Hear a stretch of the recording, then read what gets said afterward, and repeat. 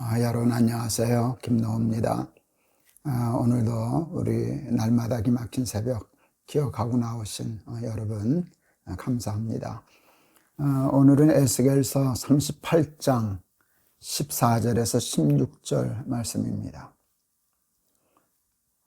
인자야, 너는 또 예언하여 곡에게 이르기를, 주 여호와께서 이같이 말씀하시기를, 내 백성 이스라엘이 평안히 거주하는 날에 내가 어찌 그것을 알지 못하겠느냐. 내가 내 조국 땅 북쪽 끝에서 많은 백성 곧 다말을 탄 큰 무리와 능한 군대와 함께 오되 구름이 땅을 덮음같이 내 백성 이스라엘을 치러 오리라. 거기 끝날에 내가 너를 이끌어다가 내 땅을 치게 하리니 이는 내가 너로 말미암아 이방 사람의 눈앞에서 내 거룩함을 나타내어 그들이 다 나를 알게 하려 함이라. 아멘. 에스겔 38장은 이스라엘이 평안하게 잘 지낼 때에 두발 왕 고기 로스와 메색이라고 하는 나라와 연합해서 이스라엘을 침략할 것에 대한 예언의 말씀입니다. 하나님이 그 고기 이스라엘을 침략하려고 할 때 막지를 않으셨어요. 내버려 두셨어요. 그러니까 침략하게 하셨어요. 그러나 승리하지 못하게 하셨어요. 나중에 곡을 다 심판하시고 이스라엘을 지키시는 이 말씀이 나와 있는데, 저는 이 말씀을 읽으면서 왜 처음부터 막아주시지 않으셨을까?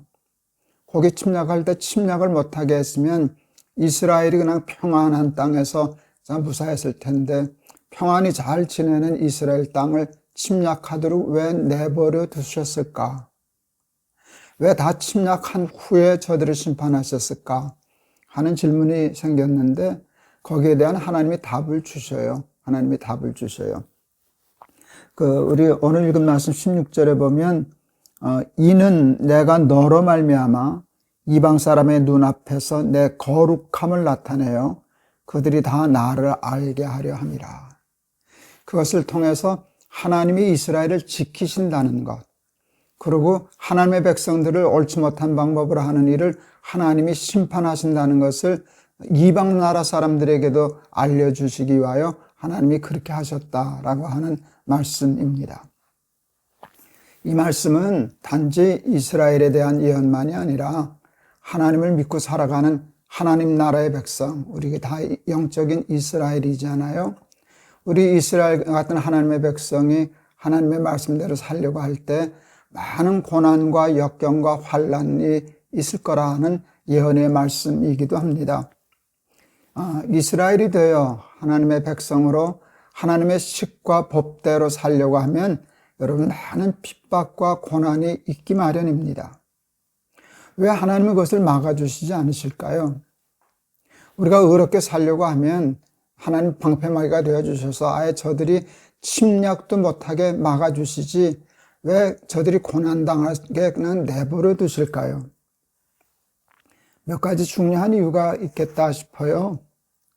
여러분, 핍박이 없으면 우리의 의가 의 때문인지 아닌지를 구별하기가 어려워져요.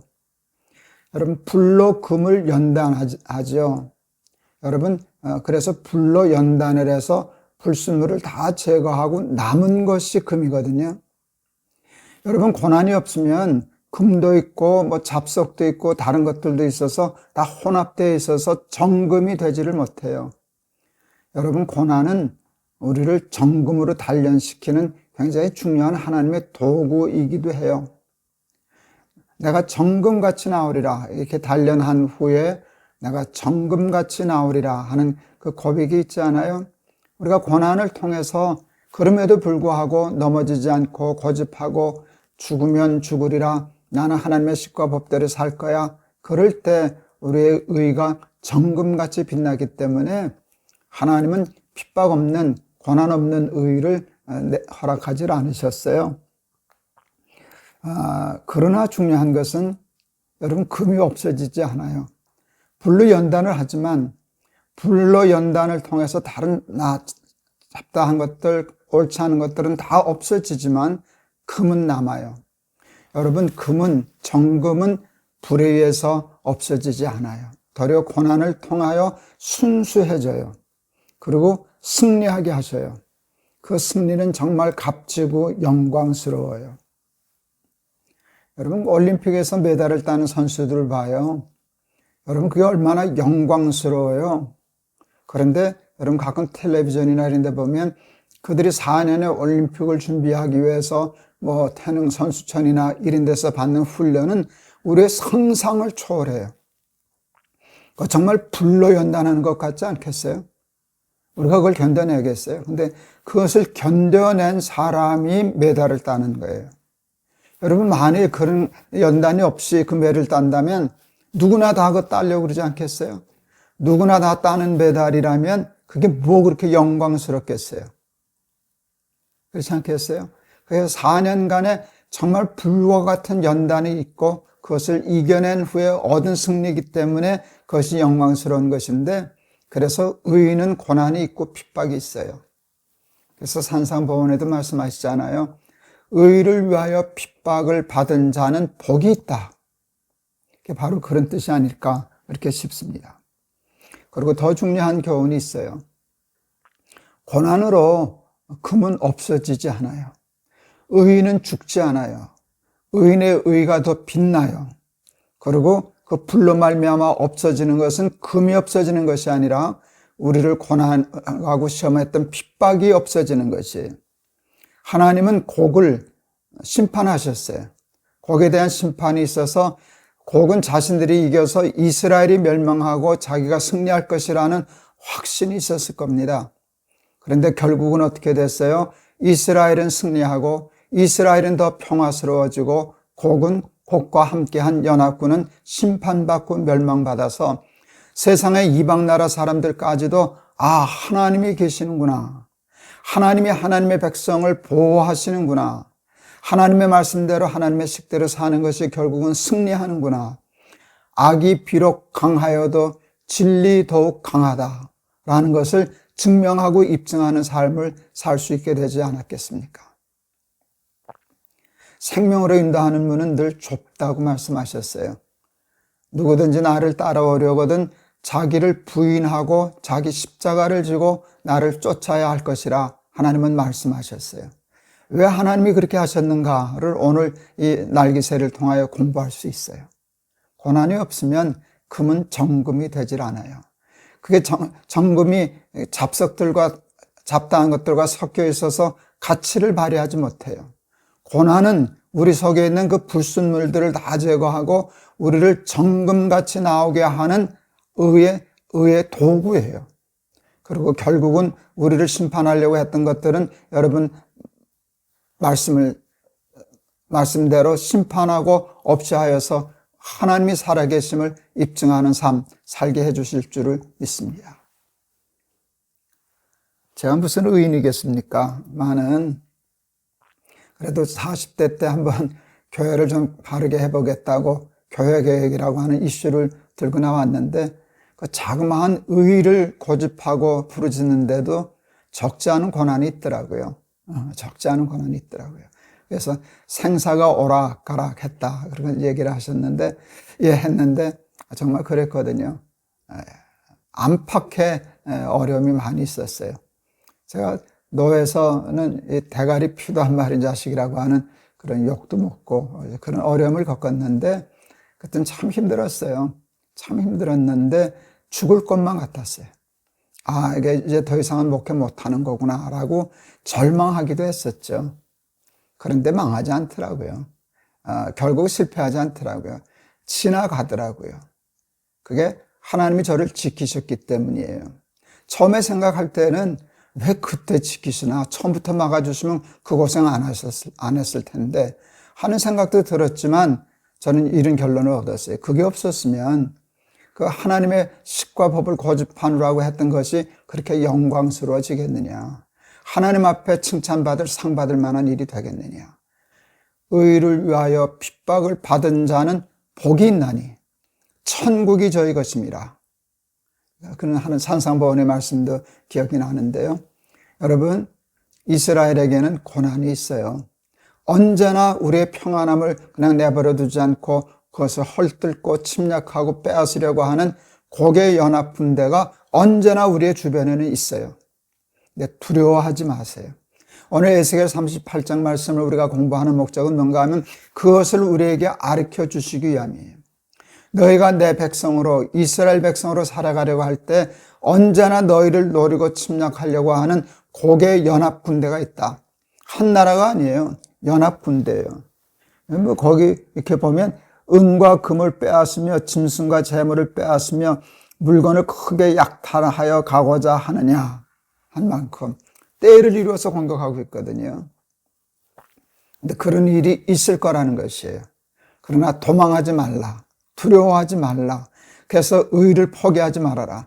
고난받는다고 도망하지 말아라. 그것을 통하여 내 의는 정금같이 빛나게 될 것이고 결국 그 모든 것들은 소멸하게 될 것이고 너는 진정한 하나님이 주는 승리를 얻게 될 것이고 그것을 통하여 믿지 않는 사람들까지라도 하나님이 계시는구나. 하나님이 하나님의 뜻대로 살려고 하는 자를 보호하시는구나. 진정한 삶의 승리는 하나님께 있는 것이구나 라고 하는 것을 입증하는 하나님의 증인이 되리라 하는 하나님의 약속의 말씀입니다. 아무리 그래도 여러분 우리는 약하고 세상은 강합니다.